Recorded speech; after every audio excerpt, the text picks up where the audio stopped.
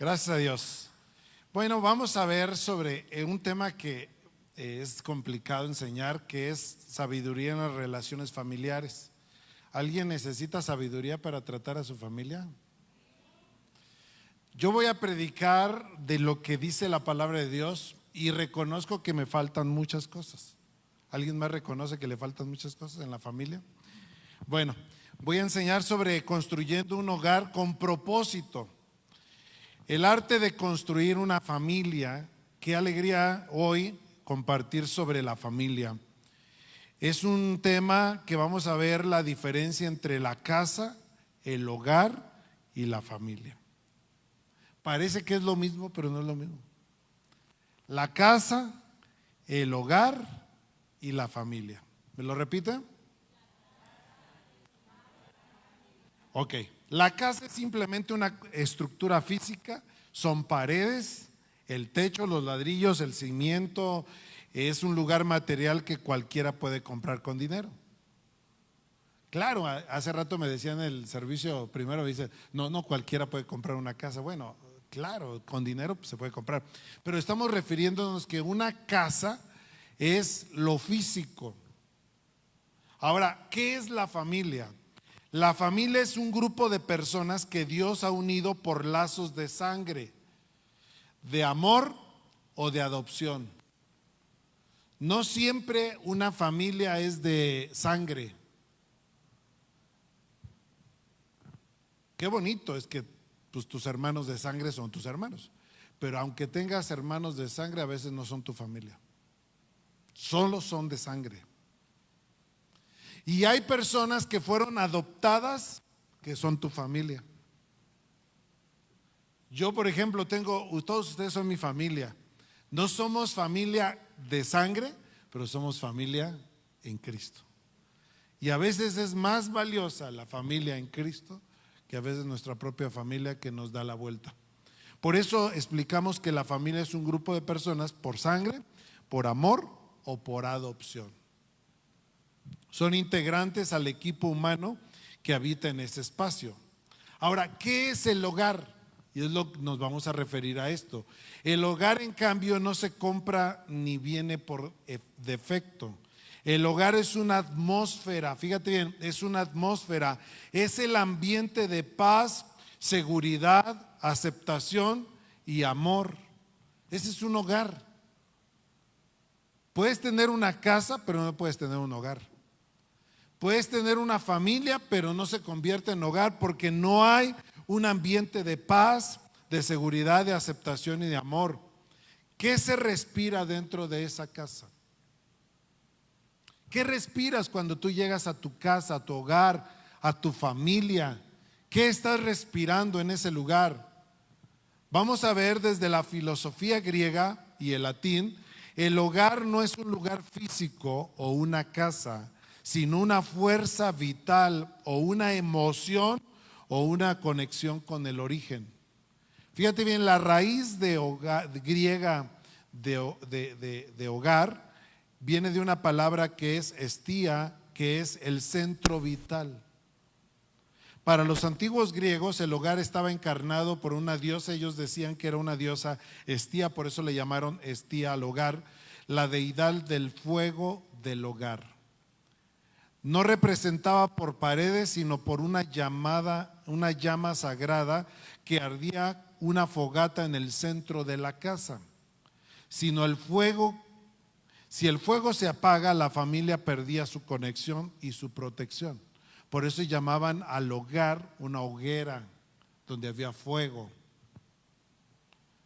El hogar es tu centro de gravedad, decían ellos, es el lugar o el estado mental donde logras conectar con tu verdad, mantener tu fuego interno encendido y recuperar la calidad. La calidez cuando el mundo exterior se vuelve frío o caótico. La pregunta es, cuando tú llegas a lo llamado hogar, ¿sientes un lugar hermoso o no quieres llegar? Muchas familias, muchas personas no quieren llegar a su hogar porque su hogar se perdió. Tienen una casa y una llamada familia, pero no un hogar. La raíz latina de hogar es focus, que significa atención. La palabra hogar proviene directamente de focus, que significa literalmente el fogón o el sitio donde se enciende el fuego para cocinar y calentarse. El término antiguo era una hoguera. Entonces la gente se reunía en una hoguera. Por ejemplo, en mi casa, que es casa de ustedes, nosotros siempre queremos comer cerca de la estufa. Tenemos el comedor, pero ¿dónde crees que nos sentamos siempre? Cerquita ¿qué? De la hoguera, del lugar calientito. No quiere decir que es porque nosotros queramos estar calientitos por la estufa, sino porque en ese lugar se siente un ambiente diferente que en el comedor. ¿Alguien come así también? Como que todos queremos estar cerca juntitos. Tenemos un comedor con una mesa rectangular y en él, donde está la estufa y esto, tenemos una mesa redonda. ¿Por qué nos acomodamos más en la redonda? Porque estamos más cerca. Porque hay un lugar y hay un ambiente diferente. El significado, el focus, era el punto de reunión de la familia. Con el tiempo, la evolución del lenguaje convirtió foco en el punto donde se concentraba la luz o la atención.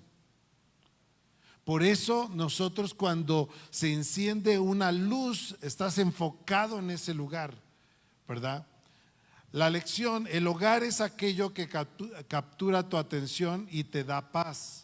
Es el espacio donde dejas de estar disperso con las preocupaciones del día y logras enfocarte. Espero que cuando tú llegues a tu hogar encuentres un lugar de descanso, de enfoque. Si solo llegas a tu casa, son paredes. Por eso hay muchas personas que no quieren llegar a su casa. ¿Por qué? Porque se perdió el hogar. El hogar, quisiéramos que siempre estuviera el papá, la mamá y los hijos. Pero hay hogares que se fue el papá, pero siguió siendo ¿qué? Un hogar. Otros hogares se fue la mamá y se quedó el papá con los hijos y sigue siendo ¿qué? Un hogar. Porque no estamos hablando solo de personas, sino es el lugar donde tú encuentras realmente, donde tú importas. Un hogar debe de ser donde tú importas. Por eso la iglesia se convierte en un hogar, porque nosotros importamos para Jesús. Él siempre te está esperando en su hogar. A lo mejor no somos familia de sangre y carne, pero somos una familia en Cristo donde tú y yo importamos. Tu bienestar, tus seres queridos y tu descanso es donde se encuentra un hogar. Por eso decían los sabios antiguos que el hogar no se construye con ladrillos, el hogar es el fuego interno que mantiene vivo tu vida. Es el lugar donde decides poner tu atención y tu corazón, que es el focus que les estaba explicando. Hogar es donde tu alma se siente a salvo. Cuando tú llegas a un hogar verdadero te sientes a salvo. Pero si en tu casa no sientes eso, has perdido tu hogar. Dice San Juan capítulo 14, verso 2 al 3. Dice en Nueva Traducción Viviente, dice así: en el hogar de mi Padre. Fíjate cómo dice, Reina Valera dice en la casa de mi Padre, pero yo me puse a investigar si se refería a un lugar específico como una casa de piedras, pero lo que Jesús estaba diciendo, en el hogar de mi Padre, o sea, en el lugar donde tú quieres estar, hay lugar más que suficiente. Si no fuera así, ¿acaso les habría dicho que voy a prepararles un lugar? Dice el verso 3: cuando todo esté listo, volveré para llevarlos, para que siempre estén conmigo donde yo esté. Jesús no quiere que te quedes solo en una casa. Por eso la Biblia dice que Dios no habita en templos hechos de mano de hombre, sino Él habita donde un lugar se prepara como un hogar, donde Él es bienvenido. Dígale a su vecino: tú eres bienvenido en el hogar de mi Padre. Por eso nosotros estamos aquí en este hogar, en esta congregación, porque debemos de sentirnos en nuestro hogar. Yo recuerdo el testimonio de una persona. Llegaron un viernes con un bebé ya casi frío. Venían corriendo, la familia, su bebé empezó a sentirse helado, o sea, estaba perdiendo la vida. Y la señora le dijo a su esposo: o corremos al hospital o corremos a la iglesia. Fíjate qué decisión. Su bebé estaba frío y esa familia decidió correr a la reunión del día viernes. Y llegaron corriendo. A mí me extrañó porque estábamos adorando a Dios y llegaron corriendo a un servicio que estábamos aquí, y llegó y no se quedó allá sentado, corrió hasta acá y dijo: pastor, mi bebé viene muriendo. Oramos por ese bebé y hasta el día de hoy está vivo, ya creció. Pero ellos tuvieron que tomar una decisión: ¿corremos al hospital o corremos al hogar? Y yo creo que todos tenemos un lugar, un sentido. Cuando tú sentiste que tu familia era tu hogar, corres, no importa lo que te pase. Pero cuando nuestros padres perdieron ser hogar, nadie quiere correr a sus padres, porque solo quedaron siendo tus padres biológicos. Por eso nosotros tenemos que correr siempre al hogar de nuestro Padre celestial. Amén. Ahora, si tú perdiste tu hogar en la tierra, tienes un hogar preparado en la tierra, que es la iglesia, es Jesús. Jesús te va a recibir siempre ¿cómo? Con amor. Puedes correr a Él. Tú puedes comprar una casa hermosa, hermano, pero no puedes comprar un hogar. El hogar no se compra con dinero. Sí, tú puedes decirle a tu familia: mira, si te compro un carro, ¿te vienes con nosotros? Cuando hay un divorcio, una separación, los hijos los puedes comprar, pero no puedes comprar tu hogar. Puedes decirle a tu esposa, a la compañera, a tu pareja: te voy a comprar esto, y puede estar contigo por interés, pero no por querer ser un hogar. La casa se construye con las manos, pero el hogar y la familia se construye con el corazón. ¿Con qué se construye el hogar? Y con sabiduría. Muchas veces miramos a hogares que admiramos y pensamos que han tenido suerte, pero en realidad es otro. Como decía un gran consultor de estrategias, Peter Drucker, la mejor manera de predecir el futuro es creándolo. La mejor manera de crear un hogar o de soñar con un hogar es empezar a crearlo, hermano. Tú tienes que crear un hogar. Asegúrate que tu casa no se quede en casa ni en familia, que se convierte en un mejor hogar. La familia bendecida y fuerte son los hogares unidos con el resultado no de una casualidad, sino las familias mejores no nacen, se hacen, hermano. Escúchalo bien, una familia, pues no más porque te casaste ya es familia, no, tienes que construir un hogar con la persona que quieres. Tienes que construirla día a día, con decisión a decisión, transformando en esa casa física a un verdadero refugio espiritual. Cuando tú llegas a casa, ¿sientes paz en tu casa? O sea, cuando tú llegas a la casa física, dices: ya llegué, uy, qué descanso. O dices: oh, ya llegué y va a ser esto un tormento. ¿Qué pasa en tu hogar? ¿Qué existe en esas cuatro paredes? Hoy queremos hacer justamente eso, equiparnos con herramientas prácticas y espirituales, porque el diseño de Dios es el éxito familiar como un deporte de equipo. Fíjate bien, dijo Ray Kroc, que es el hombre que impulsó a McDonald's, tenía una frase que se aplica perfectamente a la dinámica de la casa, y dijo: ninguno de nosotros es tan bueno como todos nosotros juntos. Fíjate bien, un hogar necesita de todos los que vivan en esa casa, porque no hay nada más horrible que tú llegues a casa y te apliquen la ley del hielo. Es horrible que tú llegues a casa. Cuando entendemos que en la familia No se compite, hermano. No venimos a competir en un hogar. Venimos a colaborar para cambiar una familia.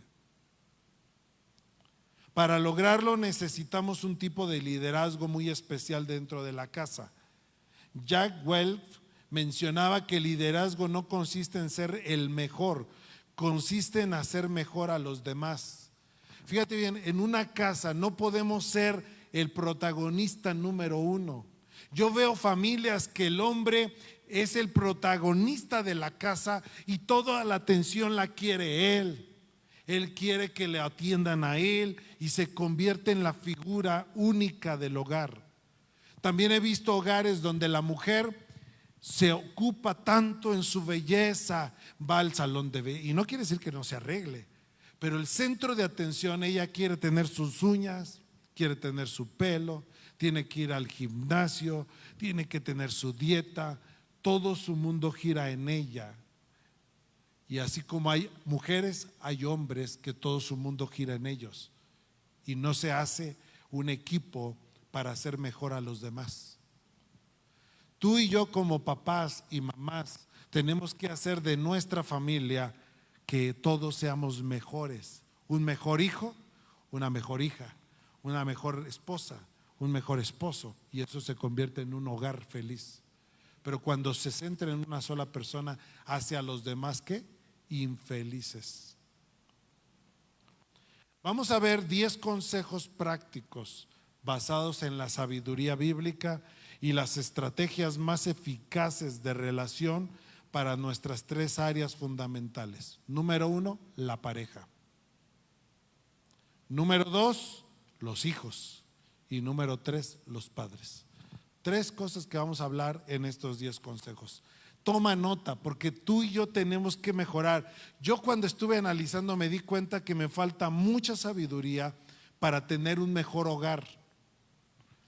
Yo quiero tener un mejor hogar. ¿Tú?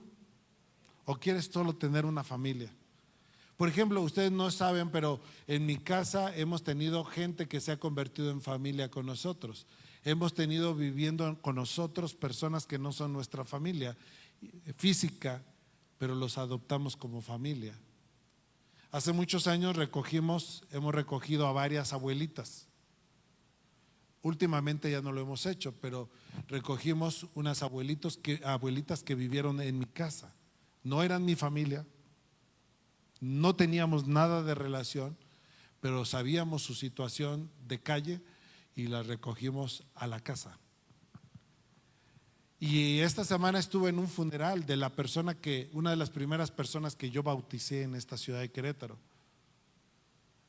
Fui al de entierro aquí en el Panteón de Santa Bárbara y me encontré a una mujer que ella se entregó a Jesucristo por su niña.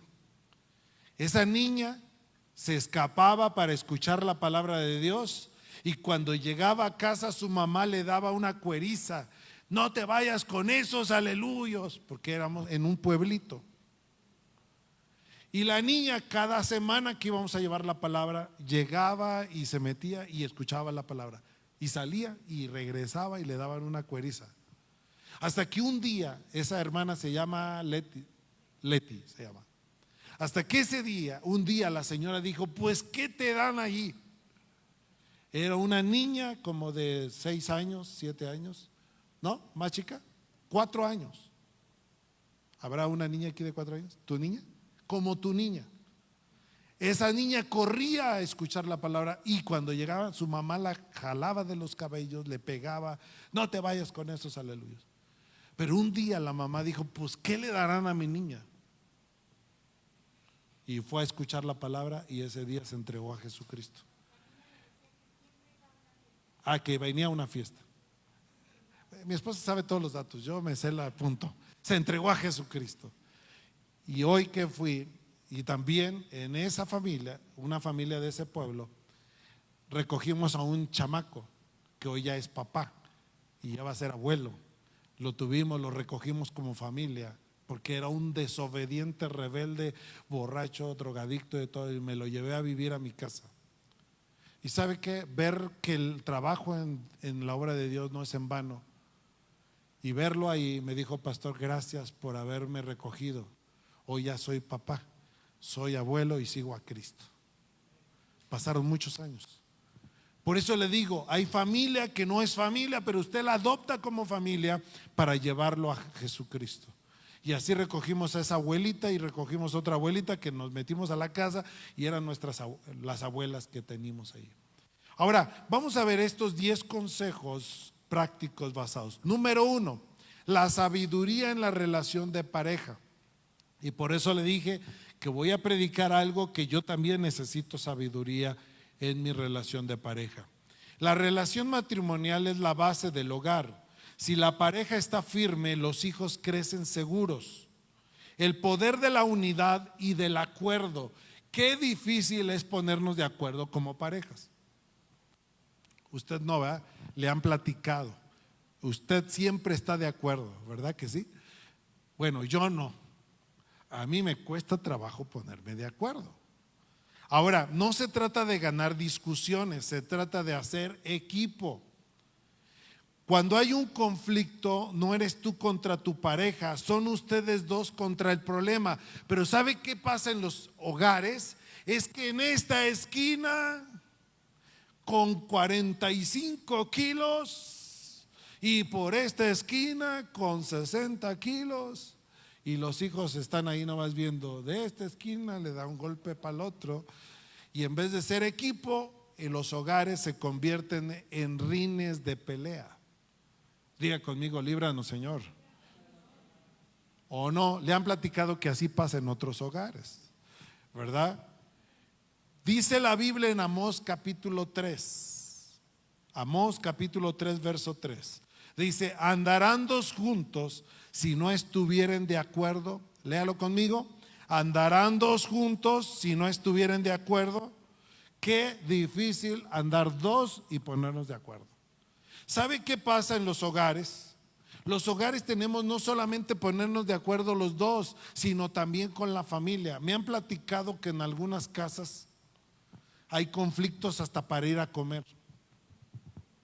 ¿Qué vamos a comer hoy saliendo de la iglesia? Y uno dice: yo quiero pollo. Y el otro: yo no quiero pollo, a mí no me gusta el pollo. Y el otro dice: yo quiero pizza. No, a mí tampoco me gusta la pizza. Y otro dice: yo quiero un pescado, a mí ni me gusta el pescado. Y hasta para salir a comer hay conflictos, hay que ponernos de acuerdo. ¿Verdad que te han platicado que en algunas casas pasa eso?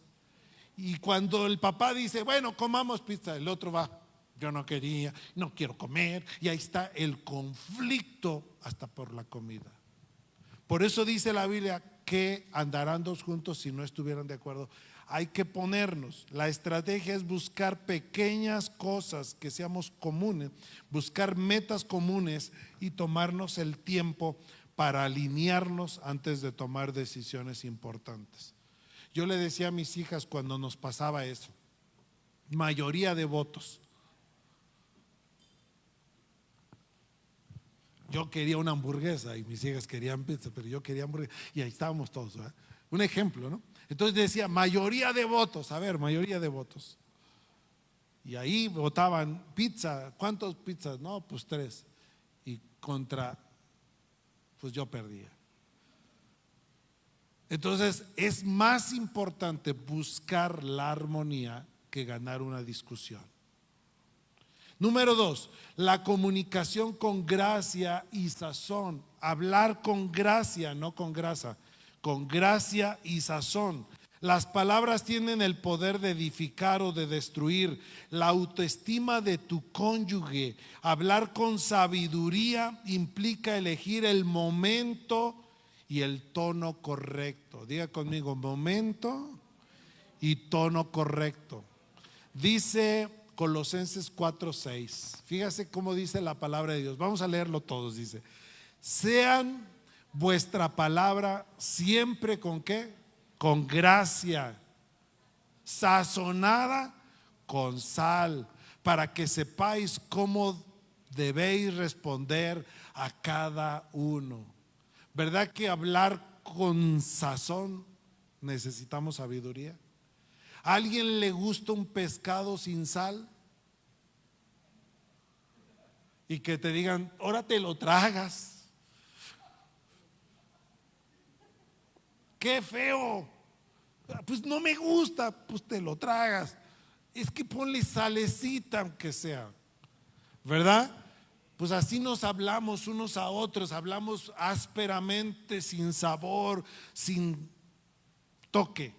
Por eso la sabiduría, ¿se acuerdan que la semana pasada hablé? ¿Qué significa la sabiduría? La sabiduría proviene del latín sapientia o sapiens, que es sabiduría, derivada del verbo sapien, separe, cuyo significado es alguien que es capaz de saborear la vida, de distinguir sabores. Usted tiene que, cuando hable con el momento, con sabor, en el momento correcto, con el tono correcto. Les explicaba que en el norte del país, mi esposa es del norte, todavía me cuesta trabajo, porque a veces cuando viaja para allá viene gritando muy golpeado. Cada frase que dice la gente te la dice de una manera. Por ejemplo, en Querétaro la palabra baboso no es grosería, pero usted se va a una parte del norte y usted dice baboso, casi le mentó la mamá a alguien. Y entonces la gente dice, ay, qué duro. Porque hasta para hablar, hermano, uno tiene que tener ¿qué? Sabor. Decir las cosas de la mejor manera. ¿A alguien le hace falta sabiduría al tono de voz y a la forma de hablar? Los demás no. Ustedes, híjoles, deberían de darnos la conferencia hoy, decir, ustedes saben cómo hablar. A mí me falta mucho. Entonces, aplicar la regla de los 5 segundos, todos no sabemos esa regla. Antes de responder con enojo, respira y evalúa si tus palabras van a construir o destruir. ¿Le darán el sabor que te gusta? Como le dije, trágatelo. ¿Verdad que se oye bien feo? ¿Alguien le ha dicho eso a sus hijos? Mejor ni levante la mano. Pero se siente bien feo. Número 3, el perdón como un estilo de vida, hermano. Necesitamos sabiduría hasta para pedir perdón. Mire, la mayoría de nosotros nos enseñaron que hay que pedir perdón, pero lo decimos de una manera tan dura que ni dan ganas de perdonar. ¿O no? Perdóname si quieres, y si no, ya cumplí. ¿A quién se le antoja perdonar a alguien así? ¿Alguien sí? Digo, para saber cómo decirle a usted. ¿Verdad que todos nos gustaría que nos dijeran diferente? Hasta para pedir perdón hay que saber decirlo. Mire, lo que yo he estudiado un poquito de cómo pedir perdón, que me cuesta trabajo también reconocer, es decir, me he equivocado, ¿me puedes perdonar? ¿Lo puedes repetir conmigo? ¿Verdad que es diferente que decir perdóname si quieres? ¿Cuál le gustaría que le apliquen? ¿Verdad que es diferente? Y dijimos la misma palabra, perdonar, pero con una forma diferente se antoja perdonar. Pero de otra manera así no se antoja perdonar. El perdón no es una emoción, es una decisión consciente de soltar la ofensa para proteger la relación. Si usted quiere tener una bonita relación de familia, incluyéndome yo, es saber tener un estilo de perdón. Vamos a leer Efesios 4:32, vamos a leerlo, dice así: antes sed benignos unos con otros, perdonad, misericordiosos, perdonándonos unos a otros, como Dios también nos perdonó en Cristo. Y dice la palabra de Dios en Efesios 4 más adelante, dice, no se vayan a dormir enojados. Pero qué difícil no es dormirte enojado. Te han platicado que algunos se han dormido enojados, ¿verdad? Ustedes y yo no, jamás. Dormimos bien felices, ¿verdad que sí? Resolver los desacuerdos el mismo día para no dejar raíces de amargura. Dice la Biblia en Efesios 4:32 en Nueva Traducción Viviente, dice, por el contrario, sean amables unos con otros, sean de buen corazón. Y perdónense unos a otros tal como Dios los ha perdonado a ustedes por medio de Cristo. Efesios 4, 26 al 27 dice así: además, no pequen al dejar el enojo, que el enojo los controle. Hermano, ¿el enojo te ha controlado? Dos, y los demás, ¿verdad que ustedes ya lo lograron? Mira, hermano, yo le pido a Dios sabiduría, porque el enojo es una de las cosas que más deberíamos de controlar. Porque el enojo te causa muchos problemas familiares, muchos desacuerdos con tus hijos, muchas discusiones que te vas a evitar. Dice: no pequen al dejar que el enojo los controle. No permitan que el sol se ponga mientras siguen enojados. Yo necesito mucha sabiduría para que el sol no me gane. Algunos se durmieron enojados ayer. Les ganó la noche de ayer y hoy amanecieron ¿cómo? Enojados. Me dijo un hermano: ni que fuera tamal, pastor. Le digo: ¿por qué? Enojados. Chiste malo, ¿verdad? Yo no le entendí hasta después que dije: ¿por qué enojado? Ya algunos ya lo entendieron, ¿verdad? Dice: no permitan que el sol se ponga mientras siguen enojados, porque el enojo, léalo conmigo, verso 27, ¿lo ponen por favor? Leámoslo todos. Porque el enojo da lugar al diablo. ¿Y cuántos le hemos dado lugar al diablo en nuestras casas, en nuestros hogares? Muchos. Es más, algunos evitan estar enojados, permanecen enojados. Fíjate bien, la antigua ciudad de Babilonia, ¿por qué dice este versículo? Porque le da lugar al diablo. El apóstol Pablo hace una referencia sobre la ciudad de Babilonia, que se consideraba inexpugnable porque tenía un muro poderoso tan ancho que 3 carrozas podían andar a la vez, una al lado del otro. O sea, la muralla de Babilonia tenía la capacidad de estar de este tamaño hasta acá. Esa era la muralla de Babilonia. Aquí pasaba una carroza, aquí pasaba otra carroza y acá otra carroza. De esa capacidad tenía la muralla de Babilonia. Pero dice la historia que podían dar de un lado al otro. De estas paredes los arqueros podían destruir a los invasores. Sin embargo, Babilonia tenía bajo de la pared de esas murallas un talón de Aquiles, que es lo que se conoce. El río Éufrates corría bajo la pared, proporcionando agua potable y riegos para el cultivo. El apóstol Pablo advierte a los creyentes en Éfeso que les decía: no den lugar al diablo, porque en esa muralla que no era impenetrable tenía un pequeño hueco donde pasaba el agua. Y dice la historia que los que conquistaron Babilonia desviaron el río Éufrates para que quedara sin agua y poder penetrar ¿a dónde? A las murallas. Como la misma historia que platicábamos la semana pasada del caballo de Troya. Los mismos troyanos metieron ¿qué? El caballo adentro. No abras, no le des lugar. Y el lugar es el enojo. Y yo creo que todos los que estamos aquí hemos dado lugar ¿a qué? Al enojo. ¿Y qué es darle lugar al diablo? Efesios 4:27 dice: con esto quiere decir que no debemos dejar ningún lugar abierto en nuestras defensas donde Satanás pueda obtener una entrada fácil a nuestras vidas y destruir nuestro caminar con el Señor. Una vez dentro de las paredes internas de nuestra vida, Satanás puede comenzar a erigir muros o patrones de comportamiento que puedan esclavizarnos fácilmente.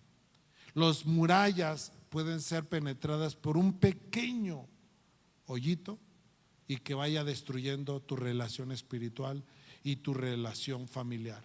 Vamos a explicar un poquito esto. Algunas de las fortalezas incluyen las cadenas de doctrinas errantes infligidas por las artimañas del error. Efesios 4:14 dice que las artimañas del error se le meten por doctrinas equivocadas a la gente. Número 2, en el verso 17 dice que atraen a los creyentes a imitar a los perdidos. Un cristiano no puede andar imitando a los no creyentes. No imites sus palabras, no imites, dice el verso 28, no robes, el lenguaje inmundano. Verso 29, amargura y malicia. Verso 31 dice, pueden incluir inmoralidad abierta. Si tú andas, dice el dicho mexicano, dice que el que anda con lobos, mira, se te pega las groserías. Si tú estás escuchando gente con muchas groserías, se te van a ir pegando. Pero qué bonito será que tú seas una persona digna de imitar, porque en tu hogar no hay groserías. A muchos sus padres les hablaran con puras groserías. No imites el mal comportamiento de tus mismos padres. Vamos a ver sabiduría en la relación con los hijos. Ya vimos con los cónyuges, ahora vamos a ver con los hijos. Guiar a los hijos requiere firmeza, pero sobre todo una profunda conexión con el corazón. Instruir con el ejemplo. Los hijos rara vez hacen lo que les decimos que hagan, pero casi siempre terminan haciendo lo que nos ven hacer. Mire, no sé cuántos de ustedes, sus papás, les enseñaron que era golpearles en vez de disciplinarlos. Muchos papás los golpearon muchas veces a sus hijos. Dice Proverbios 22:6, instruye al niño en su camino y aun cuando fuere viejo no se apartará de él. La Biblia dice que nosotros tenemos que instruirles con el ejemplo. Si tus hijos te ven que eres una persona con buen ejemplo, aprenden tu buen ejemplo. Pero si somos mal ejemplo en el hogar, ellos repetirán el mismo patrón de conducta.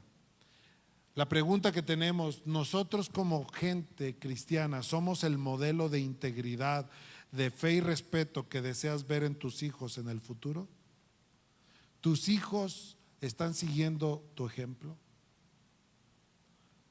Disciplina con amor y paciencia. Vamos en el quinto. Disciplina a tus hijos con amor y paciencia. ¿Sabe qué? Mi papá fue instruido en el seminario carmelita, de los carmelitas. Desde los 8 años lo metieron ahí a mi papá para ser sacerdote. Ahí les enseñaban que cuando te portabas mal era flagelarte, agarrar el látigo y pegarse ellos solos. Yo pecador, y hasta sangrarse. Se golpeaban por pecadores. Cuando mi papá, que no vivió en un hogar, la única manera de enseñar para lo malo era ¿qué? Pegar. Entonces mi papá se compró, cuando ya éramos niños chiquitos, se compró sus varitas de membrillo. ¿Alguien las conoció? Las curaban. Dice la hermana, amén. A usted le dieron con esa, ¿verdad? Entonces sí sabe de qué estamos hablando. Las varas de membrillo las curaban de tal manera que se convierten como chicotes. Cuando te zumban uno, te dejan el rasgo morado. Entonces mi papá, que lo extraño también, pero no sabía otra manera. Entonces cuando mi papá nos pegaba, era darnos hasta que se cansara. Así, le daba vueltas y vueltas y vueltas y vueltas y vueltas hasta que decía ya. Esa era el disciplina para nosotros. Entonces cuando nosotros llegamos a la escuela, llegábamos y ¿qué? Todos marcados y nos preguntaban, ¿qué te pasó en las piernas? Es que me caí. Pero te dejaban moraditos. Entonces venimos de una costumbre de repetir esa historia. Cuando yo tuve a mis primeras hijas, decidí no repetir la misma historia. Tenía que hablarles, les decía, te voy a disciplinar y te voy a dar 1 o 2 o 3, no más. Mi esposa por su lado, a ella la enseñaron diferente, a ella la castigaban, le pegaban. Ella dice mi esposa que en su casa tenían la costumbre que al niño que se portaba mal lo podían hincar, así, hincadito así, con cáscaras de nuez aquí para que se le claven, y un tabique en un lado y otro tabique en otro. Y entonces, ¿qué es la costumbre que había? Disciplina, pero no disciplina, eran tormentos, era castigo. Si nosotros no le pedimos sabiduría a Dios, vamos a hacer lo mismo ¿con quién? Con la siguiente generación. Entonces yo recuerdo que mi esposo y yo decidimos no hacer eso, ¿verdad? Gracias a Dios nunca les hicimos eso a las hijas. Pero yo tenía una forma de decir 2 o 3 y mi esposa era dale, dale, dale. Entonces mi esposa, cuando llegaba yo de trabajar, y no estoy hablando mal, es para que ustedes recuerden que tenemos que cambiar. Y mi esposa me decía, es que tus hijas se portaron mal, dales. Y yo le preguntaba siempre, ya les diste, ya les di, pero merecen otra. Entonces yo llegaba y les decía a mis hijas, vengan, vamos a pasar al cuarto, porque me quitaba el cinturón enfrente de ellas, ¿no? Ahorita les voy a dar. Entonces yo me sentaba a mis hijas y les decía, a ver qué hicieron. Ya me decían, no, es que mi mamá ya nos pegó. Entonces les decía, mira, yo les voy a decir, les voy a pegar a la cama y ustedes lloran. Entonces yo le daba a la cama y mis niñas llevan, ay, ay, ay. Y nosotros sabíamos que, es que yo decía, pues si ya le pegó, un juicio doblemente no se puede juzgar. Entonces, pues doble, y así empezamos a aprender a ser papás. Lo hago como un chascarrillo, es lo que vivimos. No es que mi esposa fuera mala, pero ella tenía una forma y yo tenía otra forma. No es que yo estaba bien o ella estaba mal, pero teníamos que balancear las costumbres. No sé si estoy dejando claro. No sigas las costumbres de atrás. Pídele a Dios sabiduría, cómo educar a tus hijos. Ya no repitas lo que te enseñaron tus papás. Lo bueno sí, pero no los tortures. La disciplina no es tortura a tus hijos, es disciplinar, es corregir. Dice la Biblia, dice Efesios 6:4, me acompañan a leerlo. Dice, y vosotros padres, no provoquéis, léalo conmigo, a vuestros hijos, sino criadlos en disciplina y amonestación del Señor. Disciplinar y amonestar no es desquitar tu coraje con tus hijos. Te hicieron enojar, no es el momento correcto para pegarles. Calma tu ira, calma tu enojo y después habla con ellos. Pero muchos papás están bien enojados y se desquitan con sus hijos. Eso es falta de sabiduría, hermano. Estás repitiendo patrones de conducta equivocado. Cuando debas de corregirlo, hazlo en privado. Explica el porqué de la falta y reafirma tu amor por ellos después de la corrección. Número 6. Vamos más rápido porque dije que son 10. Vamos en el 6. La conexión antes de corregirlos. Para influir en el corazón de un niño, primero debes de ganarte su confianza. Necesitamos pasar tiempo con ellos y conocer sus temores y celebrar sus alegrías. Otra de las cosas que no debes de usar, sus temores de tus hijos. Hay papás que sabían que el hijo le daba miedo la oscuridad, y ¿qué hacía el papá? Encerrarlo en el cuarto oscuro. ¿Alguien de aquí le dan miedo las ratas? ¿Qué sentirías que ahorita que ya sabemos que te dan miedo las ratas, porque te portaste mal, te encerremos en un cuarto con ratas? ¿Eso sería una buena disciplina? Eso es un tormento, hermano. Y muchos papás repiten los mismos patrones con sus hijos. Saben que les da miedo y te voy a aventar a las arañas y te voy a hacer esto, con tal de que el niño diga, imagínate, eso es un trauma, eso no es sabiduría, eso es una falta. Dice la Biblia, no provoques a tus hijos. ¿Están aquí? ¿Me siguen amando? ¿Me siguen amando, hermanos? ¿O ya les caí mal? Tiene usted que cambiar, pedirle a Dios sabiduría. Deuteronomio capítulo 6 dice la palabra de Dios: y estas palabras que yo te mando hoy estarán sobre tu corazón.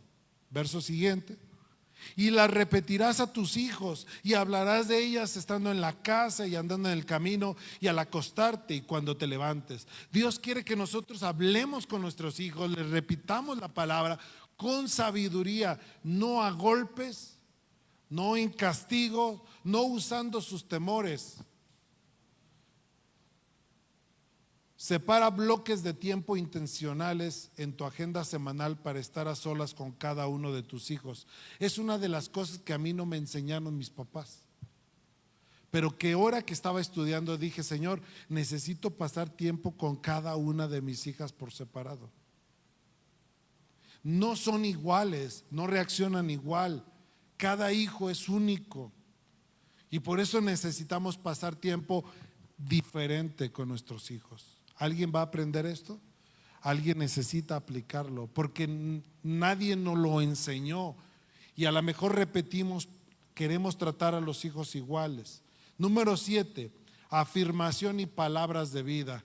Nosotros, si queremos tener un hogar bendecido, las palabras de un padre o una madre profetizan el futuro de sus hijos. Escucha bien: lo que tú les declaras a tus hijos, les estás profetizando de lo que ellos van a hacer. Evita las etiquetas negativas de eres un vago, un bueno para nada, no sirves para nada, eres un tonto, porque al contrario debemos de resaltar su potencial. Me encontré un versículo hermoso esta mañana, quiero leerlo. Se encuentra en Oseas 10:12 en la Nueva Traducción NBV. Dice así, léanlo conmigo, dice: planten las buenas semillas de justicia y entonces segarán una cosecha de mi amor. Nosotros en nuestra familia, yo le pido a Dios que de hoy en adelante yo pueda plantar más semillas para que coseche ¿qué? Más amor. Yo no sé cuántos de ustedes quisieran que tus hijos te amen y no te vayan a arrojar a un asilo de ancianos porque ya no te aguanten. Es horrible ver esas historias. Las 2 abuelitas que recogimos mi esposa y yo es porque sus hijos las abandonaron. Yo también luego pensé cómo serían también ellas, ya que las estuve viviendo en casa.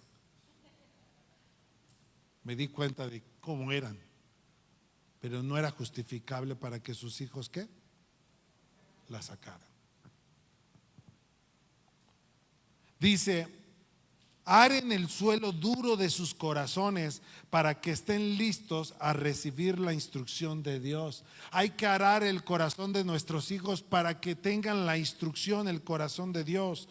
Porque ahora es tiempo de buscar al Señor para que Él venga y les dé una vida próspera y tranquila. Yo quiero que nuestros hogares tengan prosperidad y tranquilidad, hermano.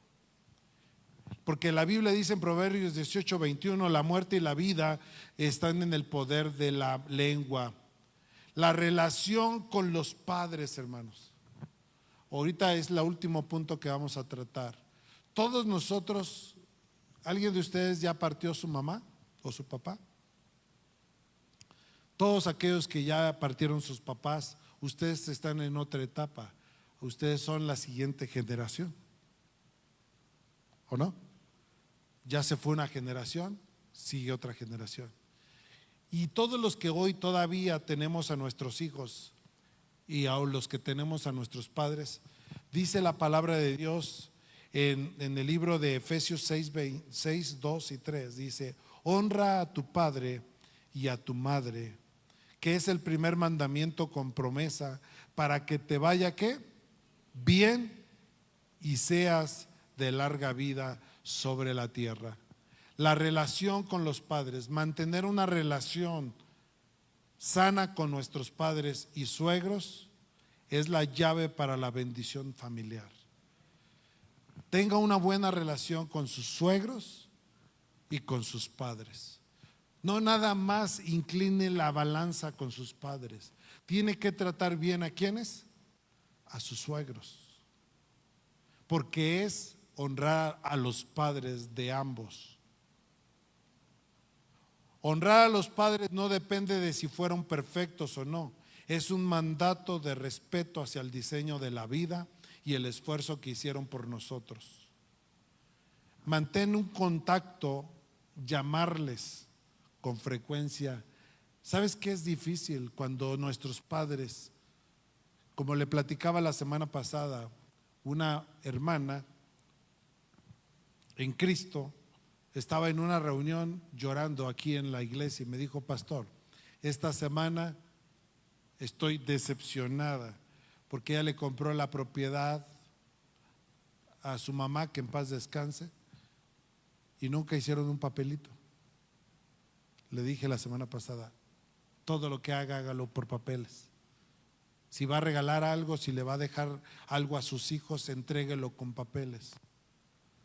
¿Sabe qué pasó? La hermana le dijo a su papá: oye papá, ya quiero arreglar mis papeles, ¿me podrías firmar? Y le dijo su propio papá, le dijo: ¿qué papeles? Sí, papá, ¿te acuerdas que yo le compré a mi mamá la casa y les di el dinero y todo? Desconozco ese trato. Tu mamá murió, se acabó. Su propia mamá, su propio papá. ¿Por qué le explico esto? No importa cómo hayan sido las historias, nosotros tenemos que hacer con sabiduría las cosas. Si usted le va a dejar algo a sus hijos, hágalo por escrito. Porque cuando los padres mueren, los hijos se pelean.